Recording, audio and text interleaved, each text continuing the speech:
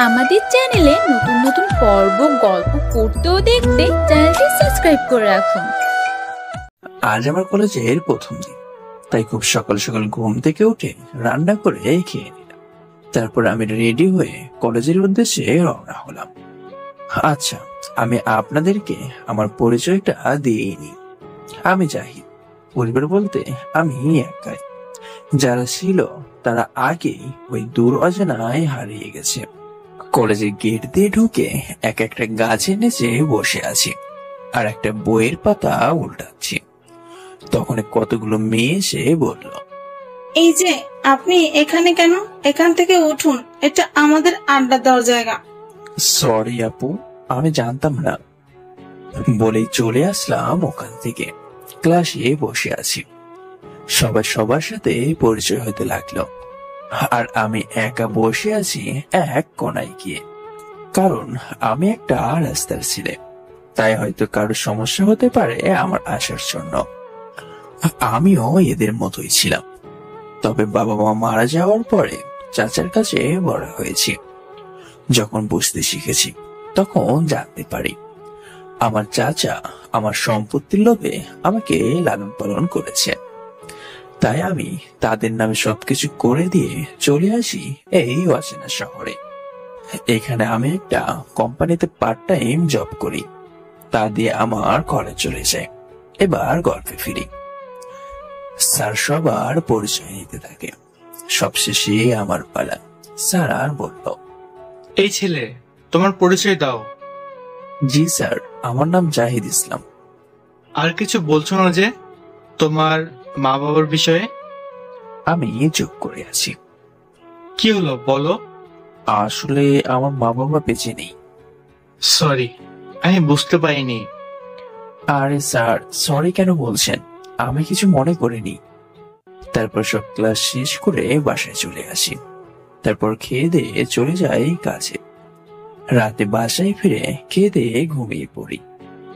পরের দিন ক্লাস ক্যাম্পাসে বসে বসে একটা বই পড়ছি। তখন কালকের মেয়েগুলো, দোস্ত দেখ তো, কালকের সেই ছেলেটা না? হ্যাঁ, তাই তো দেখছি। যাই বলিস, ছেলেটা কিন্তু সেই কিউট, সাথে শান্ত স্বভাবের।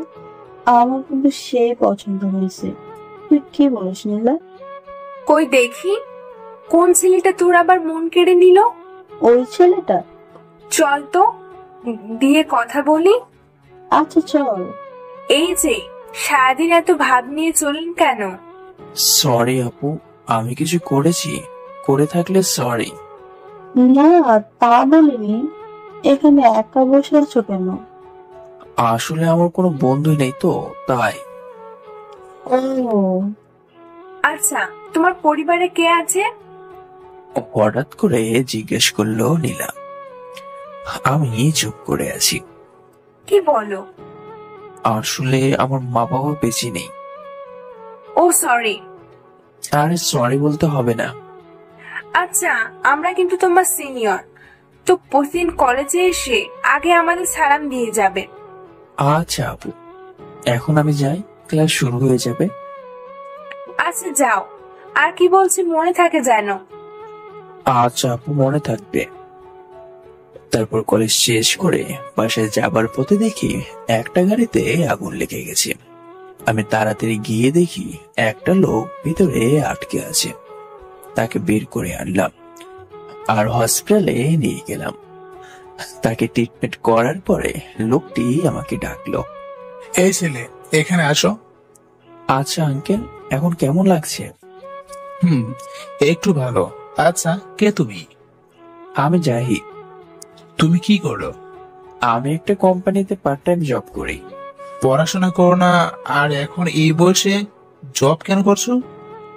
আসলে আঙ্কেল, আমার মা বাবা নেই, তাই নিজের পড়াশোনা খরচ চালাতে জব করি।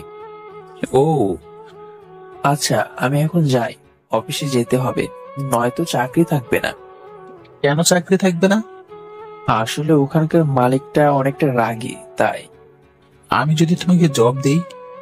সরি আঙ্কেল, আমি উপকারের প্রতিদান নিতে পারবো না। তা আমি জানি না। এই নাও, তুমি কালকে সকালে সবকিছু নিয়ে আমার বাড়িতে আসবে। এই নাও ঠিকানা। আচ্ছা, আমি চেষ্টা করব। চেষ্টা না, আসতে হবে। আচ্ছা আঙ্কেল, আসবো। আমি আঙ্কেলের সাথে কথা বলে বাসায় চলে আসি। তারপর সবকিছু গুছিয়ে ঘুমিয়ে পড়লাম। পরের দিন সকালে আঙ্কেলের বাসায় চলে যাই। কলিং বেল বাজালাম। কিছুক্ষণ পরে একটা লোক এসে দরজা খুলে দেয় আর বলে, কি চাই? আসলে এই বাসার মালিক আমাকে আসতে বলেছিল, ওনাকে কি একটু ডেকে দেওয়া যাবে? আচ্ছা, আপনি ভেতরে আসুন, স্যার ভেতরে আছে। ভিতরে গিয়ে তো আমি অবাক, কারণ আঙ্কেলের সাথে কালকে সে আপুটা বসে গল্প করছে, মানে নীলা মেয়েটি। আরে তুই এখানে? তুই ওকে চিনিস নীলা? হ্যাঁ আব্বু। ও আচ্ছা, শোন, আজ থেকে ও এখানে থাকবে। ও বাবা, তুমি বলেছিলে কোন ছেলে নাকি তোমার রক্ত দিয়ে বাঁচিয়েছে। আরে সে তো এই ছেলেটা বাঁচিয়েছে।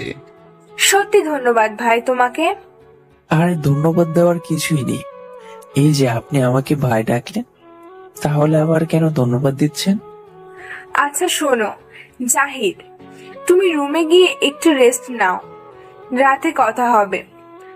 নীলা, জাহিদকে তোর পাশের রুমটি দেখিয়ে দে। যাও বাবা। আচ্ছা আঙ্কেল। রাতে খেতে বসেছি, তখন নীলা বলল, আব্বু একটা কথা বলি? হ্যাঁ মা, বল। আব্বু, আমার না জাহিদকে খুব পছন্দ হয়েছে, আমার ছোট ভাই হিসেবে। আমি ওকে আমার ছোট ভাই হিসেবে মানুষ করতে চাই। না আপু, এটা কি বলছেন? এটা হয় না, আমি একটা এতিম ছেলে। কথাটি বলার সাথে সাথে নীলা আপু আমার খাবারের প্লেটটা নিচে সরে মারল আর উঠে চলে গেল। বাবা, একটা কথা বলি? হ্যাঁ আঙ্কেল বলেন, এতে পারমিশন নেওয়ার কি আছে? আমার মামরা মেয়েটা যা চায় তাই দিই, তাছাড়া আমি বা কতদিন বাঁচবো? ও যা বলে তুমি তাই করো বাবা, আমি অনুরোধ করছি। কিন্তু কোনো কিন্তু নেই, আমারও কোনো ছেলে নেই, তাই আজ থেকে তুমি আমার ছেলে। আচ্ছা, এখন তোমার বোনের রাগ ভাঙাও। আচ্ছা, আমি যাচ্ছি। নীলা আপু রুমের সামনে গিয়ে, ভেতরে আসতে পারি? না আসার দরকার নেই, তুই যা এখান থেকে। আরে আপু, এত রাগ করছো কেন?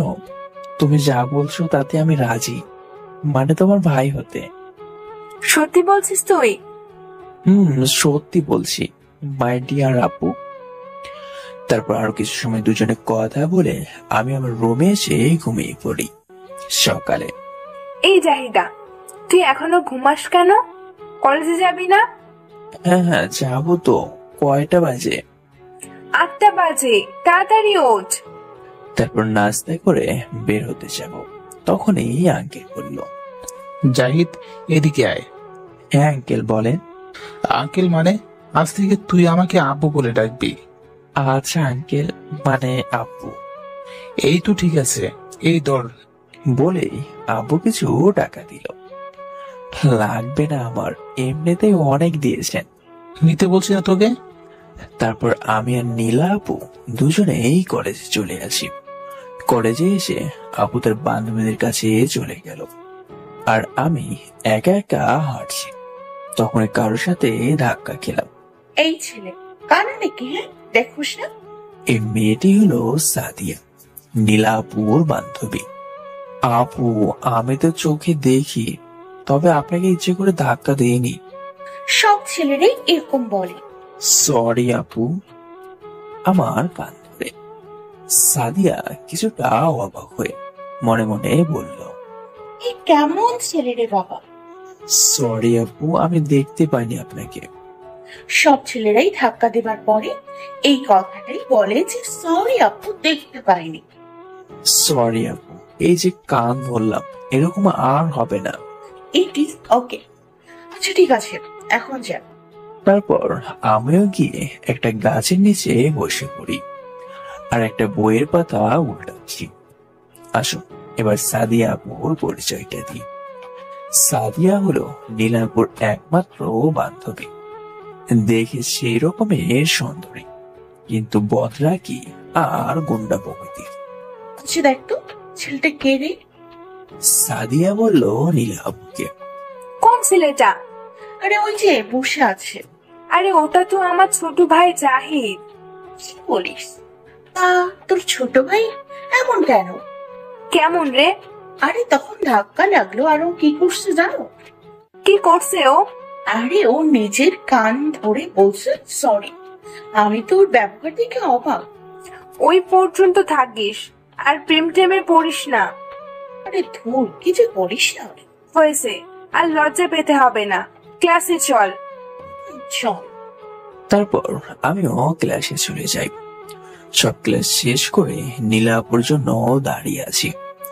একটু পরে নীলা আপু আর সাথে সাদিয়াও আসলো। আমার কাছে আসার পরেই আমি বললাম, আপু আপনাকে তো আমি সরি বলে দিয়েছি, তাহলে আবার নীলা আপুর কাছে নালিশ করছেন নাকি? আরে না, ও হলো আমার একমাত্র বান্ধবী সাদিয়া।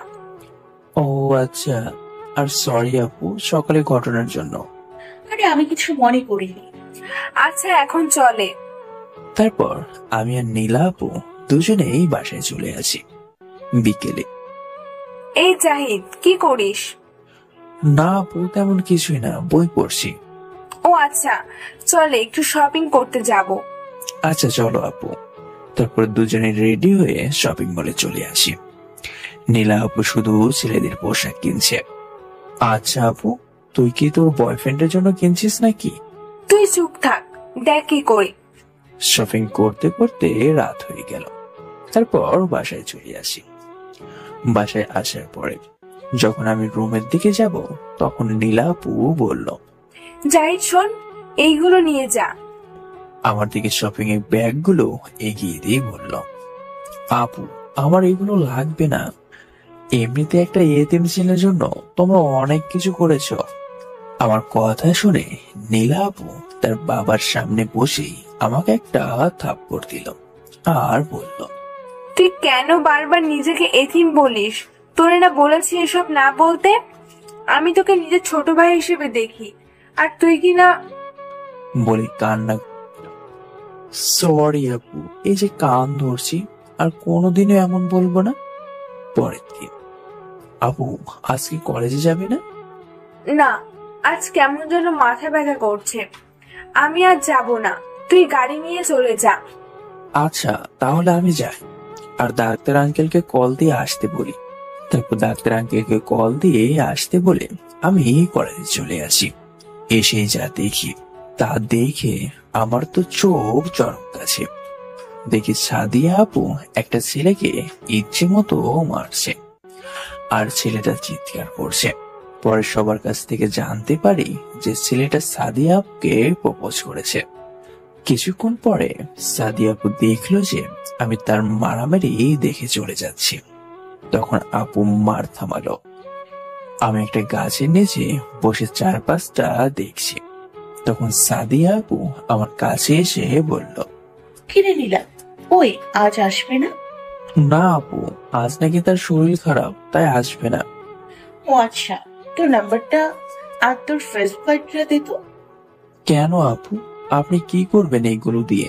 তুই দিবি নাকি তোকে ওই ছেলেটার মতো দিতে হবে? পয়খা। এই নাও।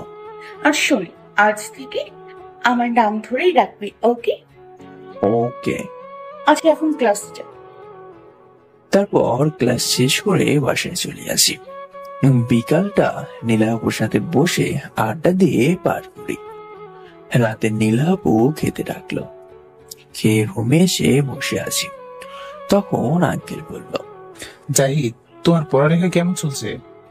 জি আঙ্কেল, ভালো। রুমে শুয়ে আছি। তখন ফোনটা বেজে উঠলো। তাকিয়ে দেখি আননোন নাম্বার, তাই ধরলাম না। এভাবে অনেকবার কল দেওয়ার পর রিসিভ করলাম। হ্যালো, কে বলছেন? তোর জব, তুই আগে বল এতক্ষণ কল করলি না কেন?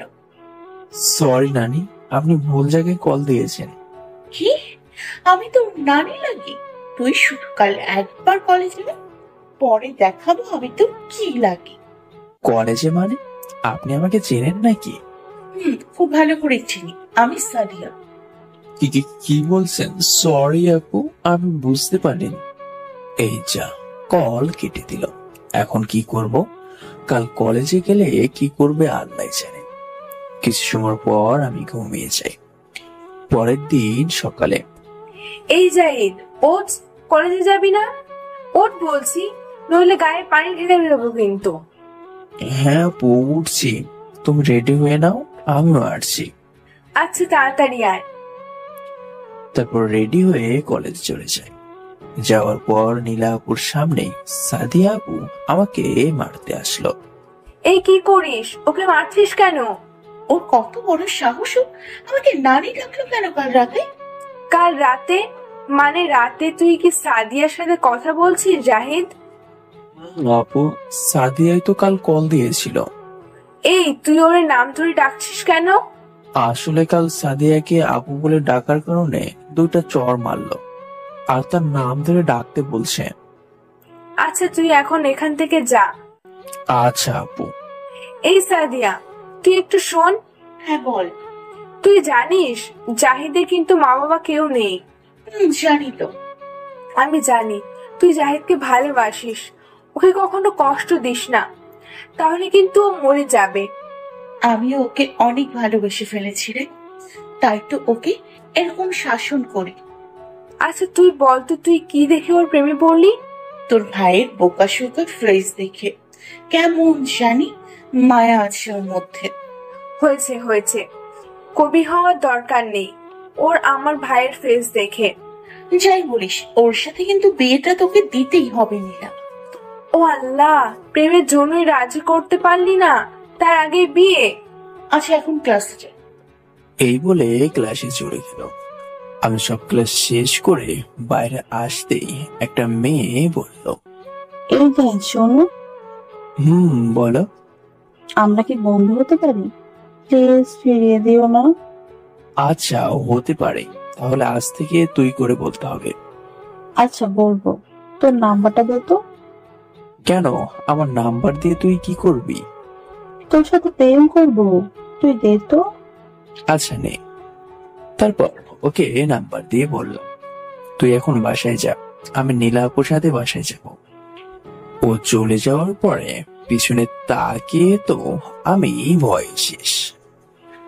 বিশেষ দ্রষ্টব্য, ভালো তাকেই বিষম, সে একবার কারো থেকে কষ্ট পেয়েছে, কারণ সে জানে একজন মানুষকে কষ্ট দিলে কেমন লাগে, তাই সে তোমাকে কখনোই কষ্ট দিতে চাইবে না।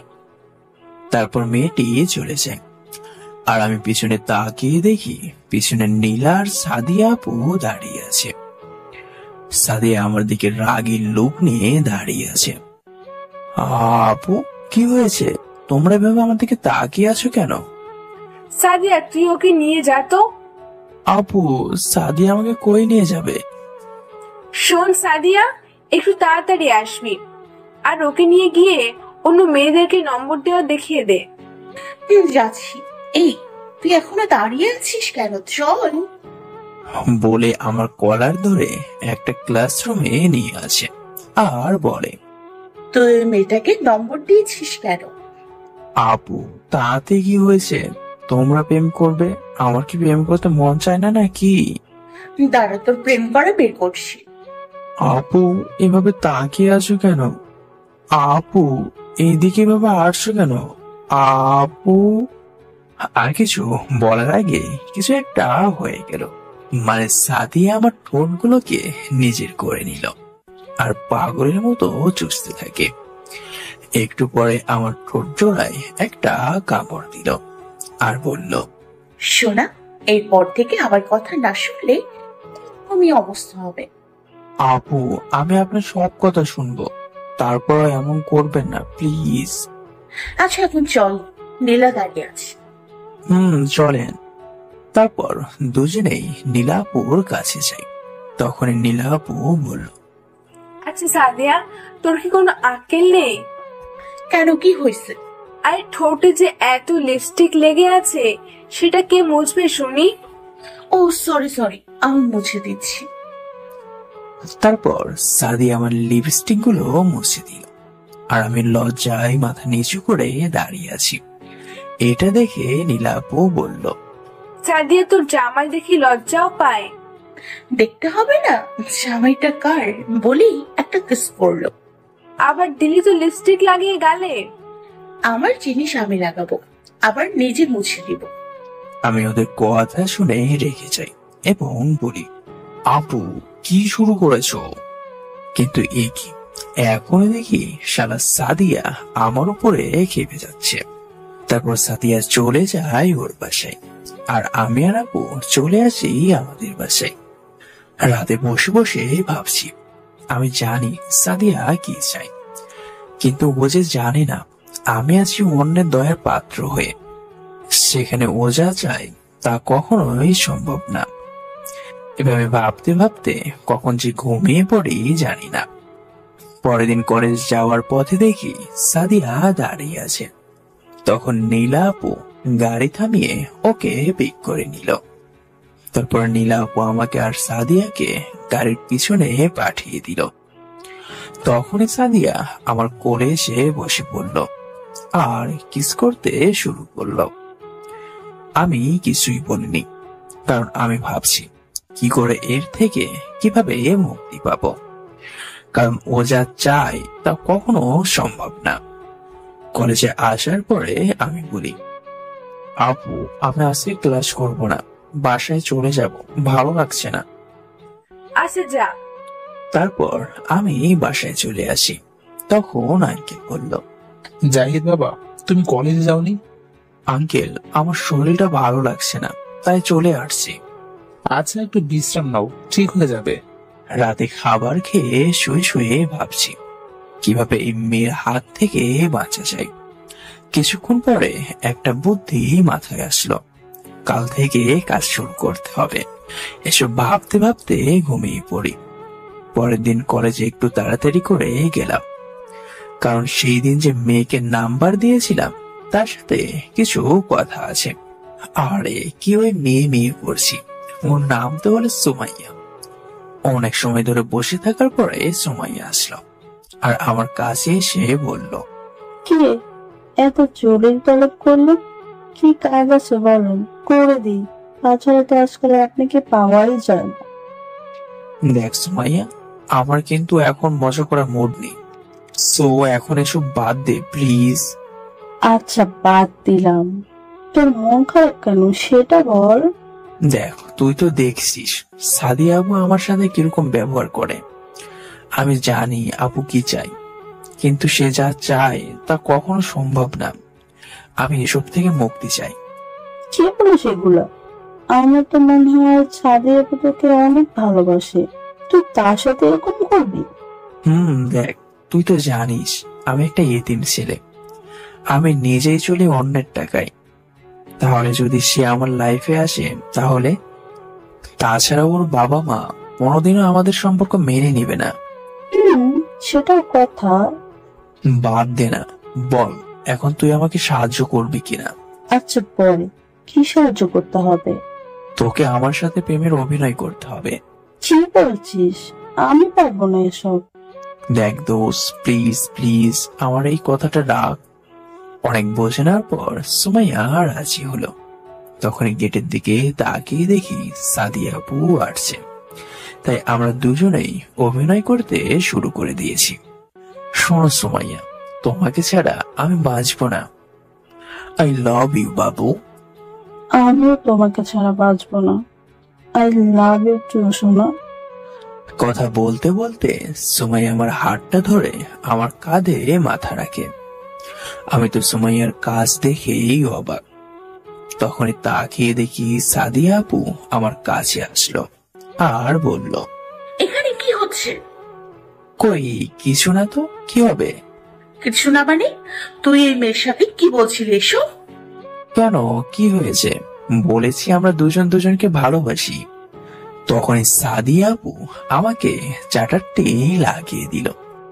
আরে কি ভাবছেন, 4টি থাপ্পড় দিল আর বলল, দেখ জাহিদ, আমি তোকে ভালোবাসি। তুই যদি আমার না হোস তাহলে আমি সারা দুনিয়া উল্টে দিব, মনে রাখিস। এটা বলে সাদিয়া আপু চলে গেল। আর আমি ভাবছি কি বলে গেল এগুলো সাদিয়া আপু। এভাবে কেটে যায় কিছুদিন। এখন সুমাইয়ার সাথে অভিনয় করতে হয় সাদিয়া আপুর জন্য। কিন্তু ইদানিং খেয়াল করেছি সুমাইয়া আমার ছোটখাটো বিষয়গুলোতে অধিকার খাটাতে শুরু করেছে। যেমন আমি কেন অন্য মেয়েদের সাথে কথা বলি, কেন ওর কথা শুনি না, ইত্যাদি ইত্যাদি। পরের দিন কলেজে যাওয়ার পরে সাদিয়া আপু আমাকে কলেজে পুকুর পাড়ে ডাকলো।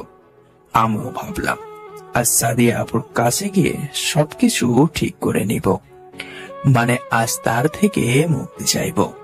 আর সুমাইয়া ভাবছে আমাকে তার মনে কথা বলে দিবে, তাই কলেজে আসার পর থেকে আমাকে খুঁজতে থাকে। আর এইদিকে আমি যখনই সাদিয়া আপুর কাছে যাব তখনই কোথা থেকে যেন সুমাইয়া এসে আমার হাত ধরে টানতে টানতে পুকুর পাড়ে নিয়ে আসে আর বলতে শুরু করে, দেখো জাহিদ, আমি জানি সাদিয়া আপু আজ তোকে ডেকেছে, হয়তো তোকে তার ভালোবাসার কথা বলবো তার, কিন্তু তার আগে আমি তোকে বলছি, তোকে যেদিন কলেজে প্রথম দেখি সেদিন থেকে আমি তোকে ভালোবাসি। এক নাগারে বলল কথাগুলো। সুমাইয়া, তোর মাথা ঠিক আছে? কি বলছিস এগুলো? আমি তোকে শুধু আমার ভালো বন্ধু ভাবি, অন্য কিছু না। তুই যা ব্যাপার ভাবতে পারিস তাতে আমার কিছু আসে যায় না। আমি তোকে ভালোবাসি আর তুই আমাকেই ভালোবাসবি, সোজা কথা। দেখ, এগুলো কোনোদিনই সম্ভব না। আর আমি যেন কোনোদিন আমার সামনে তোকে না দেখি। আজ থেকে আমাদের সম্পর্ক এখানেই শেষ। আমি ভুলে যাব যে সুমাইয়া নামে আমার কোনো বন্ধু ছিল। তুই আমাকে ভালোবাসিস আর নাই বাসিস, আমি তোর ভালোবাসা জোর করে হলেও নিবো। বলে একটা শয়তানি হাসি দিয়ে চলে গেল। আর এইদিকে সাদিয়া আপু আমাকে দূর থেকে দেখছে আর আমার মন খারাপ দেখে মনে করেছে যে আমি সুমাইয়াকে প্রপোজ করেছি আর ও আমাকে ফিরিয়ে দিয়েছে, তাই আমার মন খারাপ। তাই সাদিয়া আপু চলে গেল। আমি তারপর ক্লাসে গিয়ে ভাবছি সুমাইয়াটা কি বলল। আমি যাকে বন্ধু মনে করতাম সে কিনা শেষ পর্যন্ত আমাকে। এসব ভাবতে ভাবতে স্যার ক্লাসে চলে আসলো। ইচ্ছে না থাকা সত্ত্বেও ক্লাসগুলো শেষ করে বাসায় চলে আসি। তারপর দুপুরে খাবার খেয়ে একটু ঘুমিয়ে পড়ি। সন্ধ্যায় নীলা আপুর ডাকে ঘুম ভাঙলো আর বলে গেল সাদে যেতে। আমিও ফ্রেশ হয়ে সাদে চলে যাই। তখনই নীলা আপু বলল, জাহিদ, তোর কি সুমাইয়ার সাথে কোনো সম্পর্ক আছে? কই না তো আপ, আমার সুমাইয়ের সাথে কোনো সম্পর্ক নেই, আমরা জাস্ট ফ্রেন্ড ছিলাম। ছিলাম মানে? তারপর নীলা আপুকে সবকিছু খুলে বললাম আর এটাও বললাম যে সুমাইয়া আজ আমাকে হুমকি দিয়ে গেছে, আমাকেও নিজের করেই ছাড়বে। তারপর দুজনেই নিচে চলে আসি। দুজনে রাতের খাবার খেয়ে যে যার রুমে চলে যায়। পরের দিন কলেজে যাই, কিন্তু সুমাইয়াকে দেখতে পাইনি, মনে হয় আসেনি। তাতে আমার কি, সব ক্লাস শেষ করে বাসায় চলে আসি। এভাবে কেটে যায় কিছুদিন। এখন সাদিয়া আপু আরো আমাকে বিরক্ত করে। হয়তো নীলা আপু সবকিছু বলে দিয়েছে, কিন্তু একটা জিনিস খুব লক্ষ্য করেছি, সুমাইয়া কলেজে আসে না। রাতে বসে বসে এসব ভাবছি, তখনই কেউ আমার ফোনে কল দিল, অচেনা একটা নাম্বার, তাই রিসিভ করলাম না। বারবার কল দিচ্ছে, তাই কলটা ধরলাম। হ্যালো, কে বলছেন? আমি তোমার গণিত স্যার বলছি। হ্যাঁ স্যার, বলেন। শোনো জাহিদ, কালকে তোমার কিছু কাজ আছে, কাল তুমি সবার আগে আসবে কলেজে।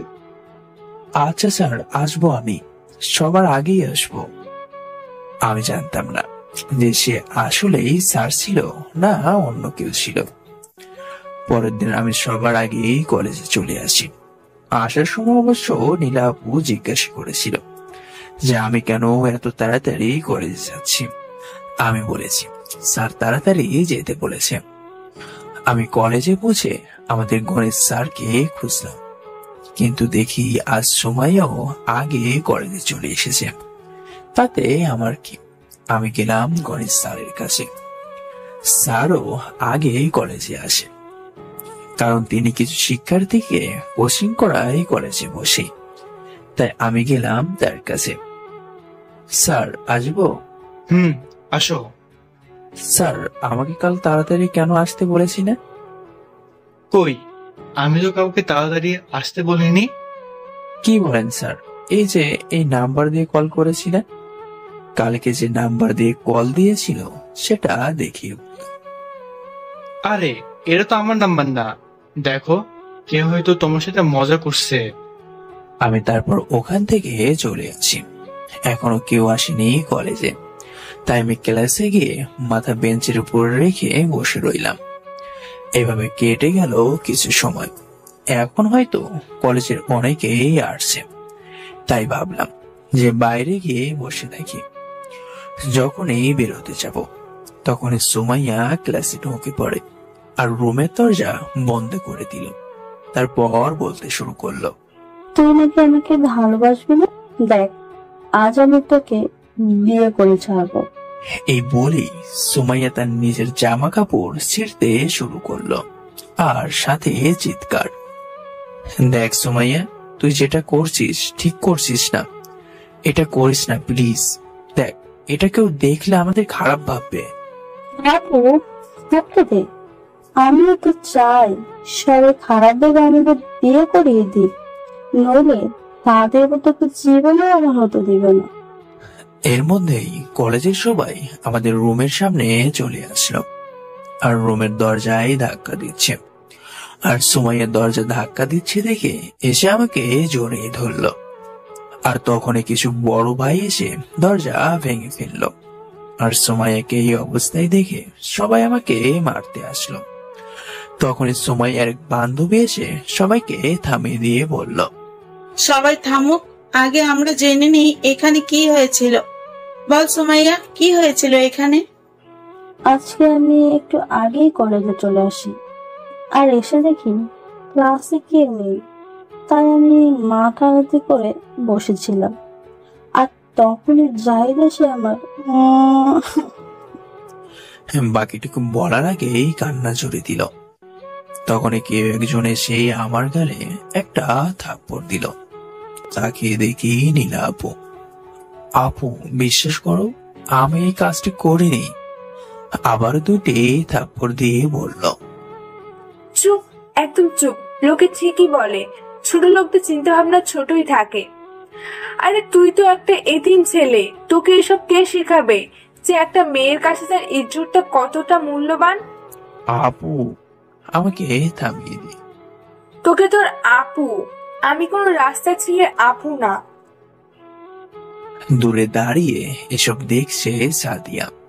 জায়েদকে বলা নীলার কথাগুলো যেন গিয়ে সাদিয়ার কলিজার মধ্যে লাগছে। আর থাকতে না পেরে গিয়ে নীলাকে থামিয়ে দিয়ে সুমাইয়াকে গিয়ে বলল, সুমাইয়া, একটা কথা বল। জি আপু, বলেন। জাহিদ কি তোকে সত্যি কিছু করেছে? আপু, তোমার মনে হয় যে আমি মিথ্যা বলছি? আচ্ছা আপু, বলো তো, কোনো মেয়ে তার ইজ্জত নিয়ে কি এমন কথা শুধু শুধু বলে? আরো কান্না করে। জাহিদ, তুই এখন আমার সাথে এদিকে আয়। সাদিয়া আপু আমাকে ডেকে একটা ফাঁকা ক্লাসরুমে নিয়ে আসে আর বলতে শুরু করলো, তুই তো জানিস আমি তোকে কতটা ভালোবাসতাম, তাহলে তুই কেন করলি এটা? তোর যদি শরীরের এত চাহিদা ছিল তাহলে তুই আমাকে বলতি, কেন করলি এমন? আপু, বিশ্বাস করো, আমি আর কিছু বলতে না দিয়ে আমাকে থামিয়ে দিয়ে। কি বলবি, কি বলবি তুই যে আমি এটা করিনি? থাক, এসব আর বলতে হবে না। সব ছেলেই এরকম করে বলে। এখানে আমার কোনো দোষ নেই, আমি কিচ্ছু করিনি। আপু, তুমি বিশ্বাস করো। প্লিজ, তুই চুপ করে থাকবি? চল আমার সাথে বাসায় চল। আমার হাত ধরে টানতে টানতে বাসায় নিয়ে চলে আসে। এসে দেখি আঙ্কেল আর নীলা আপু মাথায় হাত দিয়ে বসে আছে। আমি তাদের সামনে যেতেই আঙ্কেল আমাকে দুটি চড় মারলো। আসলে তোর মতো ছেলেদের বিশ্বাস করাটা ছিল আমার সব থেকে বড় ভুল। জানিস, তুই তোর জন্য আমার মান সম্মান সবকিছু শেষ। যখন আমার একটা অফিসের সাধারণ একটা স্টাফ বললো যে তুই এসব করছিস, তখন আমার তোকে মেরে ফেলতে ইচ্ছে করছিল। একসাথে কথাগুলো বললো আঙ্কেল। আপু, সুমাইয়া আপু আমাকে কল দিয়েছিল, তারা নাকি আমাদের বাড়িতে আসছে। এসব বলতে না বলতেই সুমাইয়ার বাবা মা এসে হাজির। আরে বসুন বসুন এখানে। তারা কথা বলছে আর আমি ওখান থেকে রুমে চলে আসি আর কান্না করতে থাকি। তখন রুমে সাদিয়া আপু আসে আর বলে, জানিস পরশুদিন তোর আর সুমাইয়ার বিয়ে ঠিক হয়েছে। আমি এই বিয়ে করবো না। আপু, তুমি তো আমাকে ভালোবাসো, তাহলে তুমিও কি সত্যি বিশ্বাস করো যে আমি এই কাজটি করেছি? দেখ আমি জানি, কিন্তু এই কথাটাও আমি একটা মেয়ে হয়ে বিশ্বাস করি যে কোনো মেয়ে তার ইজ্জত নিয়ে এমন কথা বলবে না। ও আচ্ছা, মনে হয় আমি সব ভুলে গেছি, তাই হয়তো আমি যে এই কাজটি করেছি সেটা মনে নেই। আচ্ছা, সবাই যেহেতু সুমাইয়া আর আমার বিয়ে ঠিক করেছে, আমি বিয়ে করবো ওকে। তুই তো বিয়ে করে নিবি, তোর বিয়ের 1 ঘন্টা আগে আমাকে বিষ দিয়ে যাস, যাতে আমি এই আশাটুকু নিয়ে মরতে পারি যে প্রিয় মানুষের সাথে তো থাকতে পারলাম না, কিন্তু মরতে দেবো না, তার দেওয়া বিষ খেয়ে। বলেই কান্না করতে করতে দৌড়ে চলে গেল। সাদিয়ার বলা কথাগুলো যেন তীর হয়ে আমার বুকে তীব্র গতিতে আঘাত করলো। কারণ আপনারাই বলেন, কাউকে কতটা ভালোবাসলে তার দেওয়া বিষ খেয়ে মরতে চাই। বসে বসে ভাবছি, কিন্তু একটা জিনিস লক্ষ্য করলাম, যেসব অন্য দিনে আমি না খেতে গেলে আঙ্কেল বা নীলা আপু দুজনেই ডেকে ডেকে আমার কানের অবস্থা খারাপ করে দিত, কিন্তু আজ আমাকে একটা বারও ডাকলো না। তাই আমি নিজেই নিচে চলে গেলাম। গিয়ে দেখি নীলা আপু আর আঙ্কেল বসে বসে খাচ্ছেন। তাই মন খারাপ করে চলে আসি ওখান থেকে। আর আমি এটাও বুঝতে পারছি যে এখন আমাকে এরা কেউ বিশ্বাস করে না, করবেই বা কেন? এমন একটা কাজ করার পরে কেউ আমাকে বিশ্বাস করবে না, এটা আমি আগে থেকেই ধারণা করেছিলাম। শুয়ে শুয়ে সব ভাবছি, তখনই মনে পড়লো সাদিয়াপুর বলা কথাগুলো। 2 দিন পর নাকি আমার আর সুমাইয়ার বিয়ে। আমি তো ওকে কোনোদিনও বিয়ে করবো না। আমাকে মিথ্যা অপবাদ দিয়ে এখন আমাকে বিয়ে করবে। পরের দিন ঘুম থেকে উঠে দেখি 11টা বেজে গেছে, কিন্তু এটা দেখে আমার মনটা খারাপ হয়ে গেল। প্রতিদিন নীলা আপু আমাকে ঘুম থেকে উঠে দেয়, কিন্তু আজ আরো অবাক হলাম। নিচে গিয়ে দেখি নীলা উপরে আঙ্কেল বসে বসে একসাথে আড্ডা দিচ্ছে।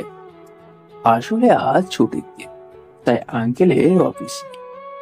অন্যদিন হলে আমাকে ছাড়া নাকি তাদের আড্ডায় যাবে না, কিন্তু এখন হয়তো তারাও বিশ্বাস করে যে আমি এই কাজটি করেছি, তাই তো অবহেলা করছে। অবহেলা করবেই না কেন, যেখানে আমার আপনজন গুলো আমাকে অবহেলা দিয়ে বড় করেছে। তারপরও আমি তাদের আমার মা বাবা বলে মনে করে আসছিলাম, কিন্তু তারাও তাদের রূপ দেখিয়ে দিয়েছিল। যখন তারা তাদের প্ল্যান কার্যকর করে আমার সব সম্পত্তি নিজের নামে করে নিয়েছিল, তারপর থেকেই শুরু করেছিল অবহেলা। তাদের অবহেলা সহ্য করতে না পেরে আমি ও বাড়ি থেকে পালিয়ে এসেছি। আঙ্কেল যখন তাদের বাসায় আশ্রয় দিয়েছে এবং একটা পরিবার দিয়েছিল, তখন আর আমার মনে পড়ছিল না যে আমি একটা ইতিম। কিন্তু তাদের অবহেলায় আজ মনে পড়ে গেল যে আমি একটা ইতিম। আব্বু আম্মু, কেন তোমরা আমাকে কেন একা করে চলে গেছো? একবারও কেন ভাবলে না কি হবে তোমাদের এই ছেলেটার? যাদের কাছে রেখে গিয়েছিলে, অবহেলার কারণে তাদের ছাড়তে বাধ্য হয়েছি। এই পরিবারটাকে পেয়েছি, কিছুদিন ভুলেছিলাম এই অবহেলা নামক বস্তুটাকে, কিন্তু আজ তারাও অবহেলা করছে, তাও একটা মিথ্যা অপবাদে। মনে মনে এসব বলছি আর আকাশের দিকে তাকিয়ে চোখে অশ্রু পড়ছি। আপনাদের একটা কথা বলি, কাউকে মারতে চান তাহলে প্রথমে তাকে কাছে টেনে আপন করে নিন, তারপর অবহেলা করতে শুরু করুন। তাহলে সে কখনো সহ্য করতে পারবে না, ধীরে ধীরে শেষ হয়ে যাবে, সে বেঁচে থেকেও মরে যাবে। কারণ অবহেলা জিনিসটা খুব মারাত্মক। এই কথাটি সেই বুঝতে পারে যার আপনজন তাকে অবহেলা করে।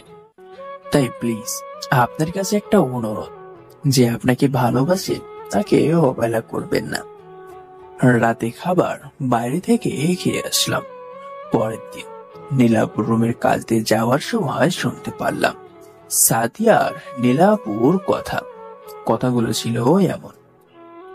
দেখ দোস্ত, আমি বিশ্বাস করি না যে জাহিদ এমন একটা কাজ করেছে। আমিও বিশ্বাস করি, কিন্তু এটা আবু বিশ্বাস করে না। তার বিশ্বাস ও এই কাজ করেছে, আর উনি জাহিদের জন্য একটা চাকরি জোগাড় করেছে সিলেটে বিয়ের পরে। জাহিদ আর সুমাইয়া ওইখানেই থাকবে। বিয়ে হবে মানে? দেখ নীলা, তুই জানিস আমি জাহিদকে কতটা ভালোবাসি। তাহলে দেখ, আমি ওরে কারো হতে দেখতে পারবো না, আর ও আমার না হলে আমি নিজেকে শেষ করে ফেলবো। কি বলিস এটা এখন তুই? ঠিক বলছি। এসব কথা শুনে মনে হচ্ছে যে সাদিয়া আমাকে সত্যিই ভালোবাসে। ওর কথাগুলো শুনে আমার মনের মধ্যে ওর জন্য কিছুটা হলেও জায়গা তৈরি হলো। সারাদিন শুধু সাদিয়ার কথাই ভাবতে থাকি। মনে হয় আমি সাদিয়ার কথাগুলো শুনে ওর প্রতি দুর্বল হয়ে পড়েছি। ঠিকই ধরেছে, আমি সাদিয়াকে ভালোবেসে ফেলেছি। তাই রাতে একটা চিঠি লিখলাম সাদিয়ার জন্য। পরের দিন কিছু মানুষ আসলো বাড়িতে, হয়তো আমার বিয়ে, তাই এসেছে। আমি সকালে ঘুম থেকে উঠে সাদিয়াকে খুঁজতে লাগলাম। অবশেষে পেয়েও গেলাম। আর সাদিয়ার কাছে গিয়ে বললাম, আপু, এটা তোমার জন্য। রাতের লেখা চিঠিটা হাতে দিয়ে। কি এটা? প্লিজ এখন খুলবে না এটা। যখন সবাই আমাকে খুঁজবে তখন তুমি এটা একা খুলে পড়বে। কেন? বলে সাদিয়া অন্যদিকে তাকালো। ওর চোখে জল অনেক কষ্টে আটকে রেখেছে, যা আমার চোখ এড়ালো না। সাদিয়ার চোখে পানি টলমল করছে, যেটা আমার চোখ এড়িয়ে গেল না। সাদিয়াকে আমার লেখা চিঠিটা দিয়ে চলে আসি। তারপর নিজের প্রয়োজনে সবকিছু গুছিয়ে ব্যাগের ভিতর নিয়ে বেরিয়ে পড়ি। বের হওয়ার কারণ হলো চলে যাব এই বাসা থেকে। বাসা থেকে বের হওয়ার সময় দেখি নীলা আপু আর আঙ্কেল গেটের সামনে দাঁড়িয়ে কথা বলছে। তখন নীলা আপু আমাকে দেখে ফেললো। কি রে, কই যাস এখন? জি আপু, কলেজে যাচ্ছি, কিছু কাজ আছে। আজকে আবার কি কাজ আছে? জানি না, কিন্তু স্যার আমাকে ফোন দিয়ে যেতে বললো, তাই যাচ্ছি। পুরাই মিথ্যা কথা। আচ্ছা যা, তবে তাড়াতাড়ি ফিরে আসিস। আমি সেখান থেকে একটা রিক্সা নিয়ে চলে আসি সোজা বাস স্ট্যান্ডে। নিজেও জানি না কোথায় যাব এখন। মনে মনে সিদ্ধান্ত নিলাম যেখানকার টিকিট পাবো সেখানে চলে যাব। অবশেষে চট্টগ্রামের একটা টিকিট পেলাম। বসে আছি ওয়েটিং রুমে, কারণ বাস এখনো আসেনি। অনেকটা সময় বসে থাকার পরে বাস চলে আসলো, আর আমিও গিয়ে আমার সিটে বসে পড়লাম। আর কিছুক্ষণ পরে বাস ছেড়ে দিল। বিদায় দিতে হলো চেনা শহরটাকে, আর যাচ্ছি কোনো এক অচেনা শহরে। বাসের জানালা দিয়ে বাইরে তাকিয়ে আছি আর ভাবছি, আমার সাথে কেন এমন হয়? কোনো কিছুই কেন আমার জীবনে স্থায়ী হয় না। ছিল মা বাবা, আমাকে রেখে চলে গেছে তারা। তারপর যাদেরকে নিজের বাবা মা মনে করতাম তারাও আমার সাথে বেইমানি করলো।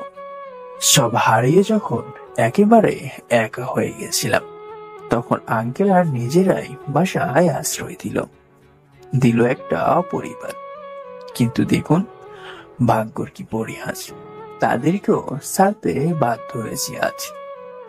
এসব ভাবতে ভাবতে কখন যে চোখ থেকে দুপটার নোনা জল গড়িয়ে পড়লো বুঝতেই পারে। আর এদিকে আমার আর সুমাইয়ার বিয়ে হওয়ার কথা ছিল সন্ধ্যায়, কিন্তু আমি বাসায় আসছি না দেখে সবাই চিন্তা করছে। আর ওদিকে সুমাইয়াদের বাসা থেকে সবাই চলে আসলো বিয়ের জন্য, কিন্তু আমি আসছি না দেখে আমাকে বারবার কল করছে। নীলা আপু আর আঙ্কেল এসবের কিছুই জানতো না সাদিয়া, তাই সে আত্মহত্যা করতে যাচ্ছিল। কিন্তু তখনই ওর মনে পড়ে যায় জাহিদের দেওয়া চিঠির কথা। তাই সে মনে মনে বলে, আমার প্রিয় মানুষটি আমাকে একটা জিনিস দিল, কিন্তু আমি তা একবারও খুলে দেখলাম না। তাই সাদিয়া জাহিদের দেওয়া চিঠিটা পড়তে শুরু করে। সেখানে লেখা ছিল, প্রিয় সাদিয়া, কি ভাবছো প্রিয় কেন লিখলাম? কিছুদিন আগেও তুমি আমার মনে ছিলে আপুয়ে, কিন্তু ওই দিন তুমি যখন নীলাভকে বলছিলে তুমি আমাকে না পেলে আত্মহত্যা করবে, তখন থেকে আমি তোমাকে নিয়ে সারাদিন ভাবতে শুরু করি। তখন থেকেই তুমি আমার মনের মধ্যে একটা জায়গা তৈরি করে নিয়েছো। এখন তুমি কি ভাবছো আমি তোমাকে ভালোবাসি? ঠিকই ধরেছ, আমিও তোমাকে প্রচন্ড রকম ভালোবেসে ফেলেছি। জানো, আমি ওই দিন সুমাইয়ার সাথে কিছুই করিনি। ও আমাকে ভালোবাসে সেটা বলার পরে আমি ওকে না করে দিই, তাই আমাকে নিজে করে পাবার জন্য এমন অভিনয় করেছে, আর আমাকে বিয়ে পর্যন্ত নিয়ে গেছে। ভেবো না আমি বিয়ে করছি না, আমি চলে যাচ্ছি অনেক দূরে। যখন তোমার যোগ্য হতে পারবো তখন ফিরে আসবো তোমার জীবনে। ইতি, তোমার জাহিদ। চিঠিটা পড়ে সাদিয়া আত্মহত্যার জন্য আনা বিষের বোতলটা ছুঁড়ে ফেলে দিল আর খুশিতে রুমের ভিতর নাচতে শুরু করলো। আর তখনই নীলা আপু সাদিয়ার রুমে আসলো আমাকে খুঁজতে। এসে দেখি সাদিয়া আপু পাগলের মতো শুধু লাফাচ্ছে। কি রে সাদিয়া, পাগলের মতো লাফাচ্ছিস কেন? এবার কোনো কথা না বলে সাদিয়া নীলাকে নিয়ে নাচতে শুরু করলো। কি করছিস সাদিয়া? পাগল টাগল হলি নাকি? এমন করছিস কেন? কেন আমি পাগল হতে যাব? আমি ঠিক আছি। তা তুই কেন? নিশ্চয়ই জাহিদকে খুঁজে পাচ্ছিস না। তুই কি করে জানলি? তোর তো জানার কথা না। তারপর সাদিয়া নীলার হাতে চিঠিটা দিয়ে আবার নাচতে শুরু করলো। নীলা আপু সাদিয়ার হাত থেকে চিঠিটা নিয়ে পড়তে শুরু করলো। তারপর চিঠিটা সাদিয়ার হাতে দিয়ে তার বাবার কাছে চলে গেল আর সবকিছু খুলে বলল। কিছুক্ষণের মধ্যে বাসার সবাই আমার ব্যাপারে জেনে গেছে। তখনই ঘটালো আসল ঘটনা। সাদিয়া গিয়ে সুমাইয়াকে সবার সামনে থাপ্পড় দিল। সবাই অবাক দৃষ্টিতে তাকিয়ে আছে সাদিয়ার দিকে। তখন সাদিয়ার আম্মু সাদিয়াকে জিজ্ঞেস করলো, সাদিয়া, তুই কি বলছিস এগুলো? তুই আত্মহত্যা করতে গেছিলি মানে? আম্মু, তুমি একটু এখান থেকে যাও, তোমার সাথে আমি পরে কথা বলবো। এখন সুমাইয়ার কাছ থেকে আমার কিছু জানার আছে। কি জানার আছে ওর কাছ থেকে তোর? আবার অনেক কিছু জানার আছে, অনেক কিছু জানানোর আছে সবাইকে। কি জানার আছে একটু খুলে বলবি প্লিজ? তুই এই ভরা মুশলিশের মধ্যে কি করতে যাচ্ছিস? কথাটা বলতে দেরি, বাট সাদিয়া গিয়ে সুমাইয়ার চুলের মুঠি ধরতে দেরি হয়নি। সুমাইয়ার চুল ধরে সবার সামনে নিয়ে আসলো আর জিজ্ঞাসা করতে শুরু করলো, সত্যি বল, তুই সেই দিন জাহিদ কি তোকে কিছু করেছিল? সুমাইয়া চুপ করে আছে, সাথে ওর পরিবারের সবাই। এখানে ওর পরিবারের সবাই চুপ থাকারই কথা, কারণ তারা এখানে এসেছে মেয়ের বিয়ে দিতে। বাট এখানে এখন হচ্ছে তার উল্টো। কি হলো, তুই বলবি নাকি আরো মার খাবি? সুমাইয়া এখনো চুপ করে আছে। এটা দেখে সাদিয়া আরো রেগে গেল, সবার সামনে ওকে মারতে শুরু করলো। এবার সুমাইয়া বাধ্য হয়ে মুখ খুলল এবং আমার সাথে ও কি কি করেছে সব খুলে বলল সবার সামনে। এসব কথা শুনে সুমাইয়ার মা এসে ওরে দুইটা চড় মেরে বলল, তোকে আমার মেয়ে বলতে এখন ঘৃণা হচ্ছে। কি করে পারলি এমন একটা ছেলের সাথে এমনটা করতে? ছি ছি।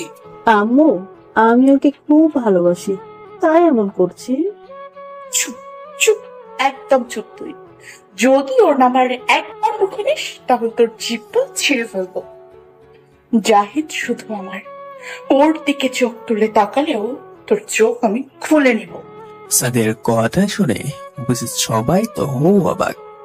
এরপর কিছুক্ষণ বাসায় নীরবতা চলল আর সুমাইয়ার বাড়ি থেকে যারা এসেছিল তারা সবাই চলে গেল।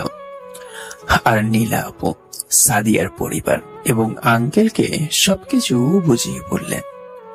সব কথা শুনে তো আঙ্কেল মাথায় হাত দিয়ে বসে পড়ল। আমি কিনা একটা নির্দোষ ছেলেকে এমনটা ভাবতে পারলাম? আমি কতটা না খারাপ ভেবেছি ওকে। আচ্ছা, যা আবার হয়ে গেছে, এখন এসব বাদ দিয়ে আমরা সবাই মিলে জাহিদকে খুঁজে বের করে ক্ষমা চেয়ে নিব। আচ্ছা, জাহিদকে তো দেখতে পাচ্ছি না। হয়ে যাও নীলা, একটু জাহিদকে ডেকে নিয়ে এসো। আচ্ছা আন্টি, যাচ্ছি। আর আমি এদিকে চট্টগ্রামে পৌঁছে আজ রাতটা থাকার জন্য একটা হোটেলে গেলাম। এটাকে হোটেল বললে ভুল হবে, কারণ এটা একটা বস্তির পাশে দোতলা ঘর। কেমন জানি একটা বিচ্ছিরি গন্ধে নাকে আসছে। তাতে কি, আমি তো একটা ইয়েতিম, আমার তো এতটুকু সহ্য করতেই হবে। কিন্তু আমাকে কোন একটা কাজ খুঁজতে হবে, নয়তো আমি চলবো কি করে। এসব বসে বসে ভাবছি। কিছুক্ষণ পরে হোটেলে থেকে কিছু খেয়ে এসে শুয়ে পড়ি। পরের দিন আমি একটা কাজের জন্য অনেক জায়গায় ঘোরাঘুরি করলাম, কিন্তু কোনো লাভ হলো না। আসলে আজকাল আমাদের দেশের সিস্টেম এমন হয়ে গেছে যে মামা খালু ছাড়া কিছুই হয় না। এসব ভাবছি আর হাঁটছি, তখনই দেখি একটা লোক রিক্সায় যাচ্ছে, আর তার রিক্সা থেকে একটা ব্যাগ পড়ে গেল, আর রিক্সাটাও চলে গেল। হয়তো ব্যাগটা পড়ে গেছে, খেয়ালই করেনি। তাই আমি ব্যাগটাকে তুলে নিয়ে রিক্সার পিছনে ছুটতে শুরু করলাম। রিক্সার পিছনে ছোটার উদ্দেশ্য হলো লোকটার ব্যাগটা ফেরত দেওয়া।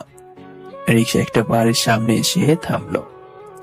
এই যে চাচা, একটু শুনবেন? হ্যাঁ বাবা, বলো। আসলে চাচা, এই ব্যাগ আপনার রিক্সা থেকে পড়ে গেছে। লোকটির দিকে ব্যাগটা এগিয়ে দিয়ে। ধন্যবাদ বাবা। তোমার নাম কি? তুমি জানো তুমি আমার কত বড় উপকার করেছো? এই ব্যাগের ভেতর আমার দোকানের দলিল ছিল। এসো বাবা, বাসার ভেতরে এসো। না চাচা, অন্য একদিন, এখন আমার একটা কাজ খুঁজতে হবে বলেই চলে আসতে যাব। তখন চাচা আমার হাত ধরে টেনে বাড়ির ভিতরে নিয়ে গেল। বসো বাবা এখানে তুমি, আমি একটু ফ্রেশ হয়ে আসি। এই বলে চাচা চলে গেল, আর আমি একা একা বসে আছি। কিছুক্ষণ পরে আবার চাচা ফিরে আসলো। আচ্ছা চাচা, আপনার বাড়িতে কি আপনি একাই থাকেন? না মানে আর কাউকে তো দেখতে পাচ্ছি না, তাই আর কি বললাম। আরে না, আমার বাসায় আমি আর আমার মেয়ে থাকি। আর তোমার চাচি অনেকদিন আগেই না ফেরা দেশে চলে গেছে। আসলে চাচা, আমি তো জানতাম না, তাই জিজ্ঞেস করলাম। আচ্ছা বাদ দাও ওসব কথা, এখন তোমার পরিচয় দাও। কে তুমি? তোমার বাবা মায়ের পরিচয় কি? তোমার বাসা কোথায়? চাচার কথা শুনে আমার মনটা খারাপ হয়ে গেল। আসলে আপনারা তো জানেন, এমনিতেই আমি পুরনো কথাগুলো বলার চেষ্টা করছি, আর উনি আমাকে আমার পুরনো কথা মনে করে দিচ্ছে, তাই একটু মন খারাপ হলো। কি হলো বাবা, বলছো না যে? আসলে চাচা, আমার বাবা মা অনেক আগেই মারা গেছে। তারপর আমি আমার চাচা চাচির কাছে বড় হয়েছি। তারপর আমি আমার সাথে আমার সবকিছু খুলে বলি, শুধু সাদিয়ার ব্যাপার বাদে। তা তুমি এখন কি করবে? এখন আপাতত একটা জব খুঁজছি, যাতে আমি আমার পেট লেখাপড়া চালাতে পারি। আমি যদি তোমাকে আমার দোকানে কাজ দিই, করতে পারবে? করুণা করছেন চাচা?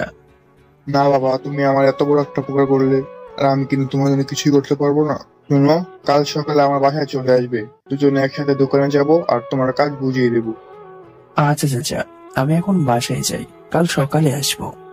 সে কি, তুমি এখন লাঞ্চ করে যাবে? তার আগে তোমাকে ছাড়ছি না আমি। তারপর দুপুরে খাবার খেয়ে আমি বেরিয়ে পড়ি চাচার বাসা থেকে। পরের দিন আমি চাচার বাসায় চলে যাই। তারপর আমরা দুজনে চলে যাই দোকানে। চাচার আগে দোকান বললে ভুল হবে, এটা একটা বড় শোরুম। এখানে আমার কাজ হলো সবকিছুর হিসেব রাখা।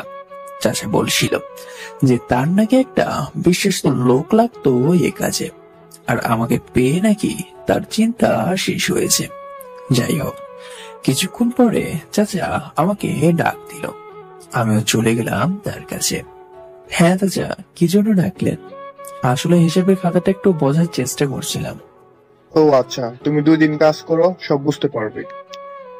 চাচা, আমি এটাই ভাবছিলাম। আচ্ছা, তুমি আর লেখাপড়া করবে না? করবো তো। তো তুমি কবে কলেজে ভর্তি হবে? জি চাচা, দোকান ছুটি যেদিন থাকবে সেদিন। কেন, তুমি কালকেই কলেজে ভর্তি হবে, আর বিকেলে দোকানে আসবে আর রাতে দোকান বন্ধ করে চলে যাবে। আচ্ছা চাচা, তাই করব, তাহলে আমারও ভালো হবে। আচ্ছা যাও, এখন মন দিয়ে কাজ করো, আর যাওয়ার সময় আমার সাথে দেখা করে যেও। আচ্ছা চাচা, যাবো দেখা করে। তারপর আমিও নিজের জায়গায় এসে কাজ করতে শুরু করি। বিকেলে বাসায় যাওয়ার সময় চাচার সাথে দেখা করতে চাই। চাচা, আমার কাজ শেষ, আমি এখন বাসায় যাই। হ্যাঁ যাবে, দাঁড়াও। আচ্ছা। একটু পরে চাচা আমার দিকে কিছু টাকা এগিয়ে দিয়ে বলল, এগুলো রেখে দাও, কাল কলেজে ভর্তি হওয়ার সময় লাগবে। চাচার কথা শুনে আমার চোখের জল চলে এসেছে। আজকালকার যুগে তো বাচ্চা যদি না কান্না করে তাহলে মাও বাচ্চাকে খাবার দেয় না, কিন্তু এখানে উনি আমাকে ভালো করে চিনেন না, তারপরেও আমার কখন কি প্রয়োজন তা বুঝে ফেলল। যাই হোক, আমি চাচার কাছ থেকে টাকাগুলো নিয়ে চলে আসি আর কলেজে ভর্তি হয়। এখন আমি প্রতিদিন কলেজ শেষ করে বাসায় ফিরে কিছু বই নিয়ে দোকানে যাই। আসলে দোকানে আমার বেশি কাজ নেই, তাই ওখানে বসে পড়তে কোনো অসুবিধে হয় না। এভাবে চলে যায় 5টি বছর। এখন আমার পড়াশোনা শেষ, পরীক্ষায় ভালোই রেজাল্ট করেছি। সাদিয়া কিন্তু এখনো ভুলতে পারিনি। বলবো কি করে, ও যে আমার প্রথম ভালোবাসা ছিল। প্রথম ভালোবাসাকেও বলতে পারে না, হয়তো আমিও পারিনি। আর এদিকে সাদিয়ার মা বাবা সাদিয়াকে নিয়ে চিন্তিত হয়ে পড়ে। যখন থেকে আমি চলে আসি তখন থেকে সাদিয়া সবার সাথে কথা কম বলে, কারোর সাথে তেমন মেশে না, সবসময় মনমরা হয়ে থাকে। এরপর থেকেই সাদিয়ার পড়াশোনাও খারাপ হতে থাকে। পরীক্ষা তেমন একটা ভালো রেজাল্ট করেনি। আর আমি রাতে বসে আছি, তখন আমার ফোনে একটা মেসেজ আসলো। মেসেজটা ছিল যে পুলিশের নখ নিবে, যারা ইচ্ছুক তারা যেন আবেদন করে। আমি জানি যে আবেদন করলেও চাকরিটা হবে না, তারপরে কি যেন ভেবে আবেদনটা করে ফেললাম। একদিন সন্ধ্যায় দোকানে বসে আছি, তখনই একটা মেসেজ আসলো যে আমার আবেদনটা মঞ্জুর করেছে। 2 দিন পরে ইন্টারভিউ। আর এই খবরটা আমি চাচাকে জানালে চাচাও অনেক খুশি হয় আর বলে, কাল থেকে 2 দিন তোমার দোকানে আসতে হবে না। কেন চাচা, দোকানে আসবো না? আরে তুমি এই দিন ভালো করে প্রস্তুতি নাও ইন্টারভিউ এর জন্য। আচ্ছা চাচা, দোয়া করবেন। আরে আমি তো তোমার জন্য সবসময় দোয়া করি যাতে তুমি অনেক বড় হতে পারো। এই কথা বলে চাচা আমার মাথায় হাত দেয়। তারপর আমিও চাচার কাছ থেকে বিদায় নিয়ে বাসায় চলে আসি। তারপর ইন্টারভিউ এর জন্য প্রস্তুতি নিই। 2 দিন পর আজকে আমার ইন্টারভিউ। খুব সকালে ঘুম থেকে উঠে গোসল করে খাওয়া দাওয়া করলাম, রেডি হয়ে বেরিয়ে পড়লাম ইন্টারভিউ এর উদ্দেশ্যে। গিয়ে দেখি এখানে অনেক মানুষ, হয়তো এরাও আমার মতো ইন্টারভিউ দিতে এসেছে। এত মানুষের মধ্যে আমার চাকরিটা কি হবে, এসব ভাবছি বসে বসে। তখনই আমার কেবিনে ডাক পড়ল। আমাকে নানা ধরনের প্রশ্ন জিজ্ঞেস করল। মোটামুটি সব কয়টারই উত্তর দিতে পেরেছি। ইন্টারভিউ শেষ। বাসায় ফিরে গোসল করে দুপুরে খাবার খেয়ে দোকানের দিকে গেলাম। গিয়ে দেখি চাচা বসে আছে। আরে বাবা তুমি, তা তোমার ইন্টারভিউ কেমন হলো? চাচা, ভালোই হয়েছে। ভালো হলেই ভালো। এরকম আরো কিছু কথা বলে কাজে লেগে পড়ি। আসলে 2 দিন দোকানে আসিনি, তাই কিছু হিসাব পড়ে আছে, সেগুলো দেখছি। কাজ শেষ করে বাসায় গিয়ে খেয়ে শুয়ে পড়ি। এভাবে কেটে যায় আর কিছুদিন। চলে যায় এভাবে। একদিন রাতে দোকান থেকে বাসায় যাব, তখন একটা আননোন নাম্বার থেকে একটা কল আসছে। আর কলটা করে যা বললো তা শুনে তো আমার থেকে খুশি আর কেউ হয়নি, কারণ আমার চাকরিটা হয়ে গেছে। সামনের মাস থেকে আমার ট্রেনিং। এখন আমি যাচ্ছি মিষ্টির দোকানে, কারণ হলো চাচিকে খবরটা দিতে হবে।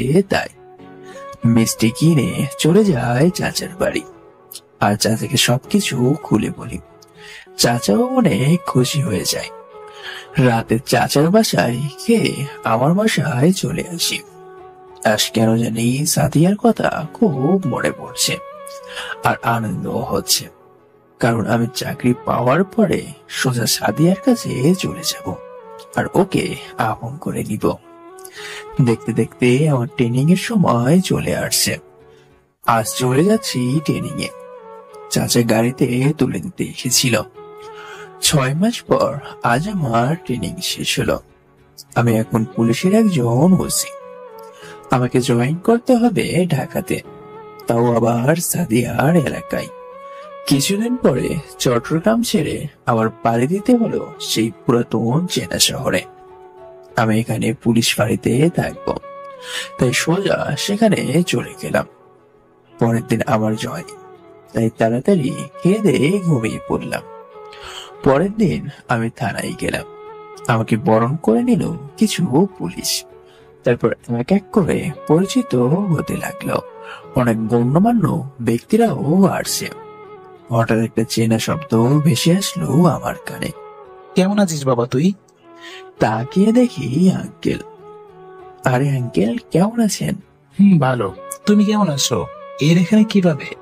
তারপর আমার সাথে যা যা ঘটেছে সবকিছু খুলে পড়লাম। আঙ্কেলের চোখে পানি আমার কথা শুনে। আরে আঙ্কেল, আপনার চোখে পানি কেন? আসলে বাবা, আমাকে ক্ষমা করে দিও তোমাকে ভুল বোঝার জন্য।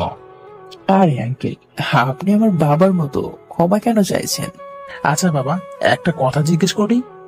আরে আঙ্কেল, এতে পারমিশন নেওয়ার কি আছে? তুমি কি কাউকে ভালোবাসো? না তো আঙ্কেল, হঠাৎ এই কথা কেন জিজ্ঞাসা করছেন? বাবা, তুমি জানো না, তুমি চলে যাবার পর থেকে সাদিয়া কেমন জানি হয়ে গেছে। ওর আচরণ দিন দিন পাগলের মতো হয়ে গেছে। তুমি চলে যাওয়ার পর আমরা তোমাকে অনেক খুঁজেছি, কিন্তু লাভ হয়নি। আচ্ছা আঙ্কেল, আপনি কি বলতে চাইছেন একটু বুঝিয়ে বলবেন? আমি চাইছি সাদিয়া আর তোমার বিয়েটা দিতে।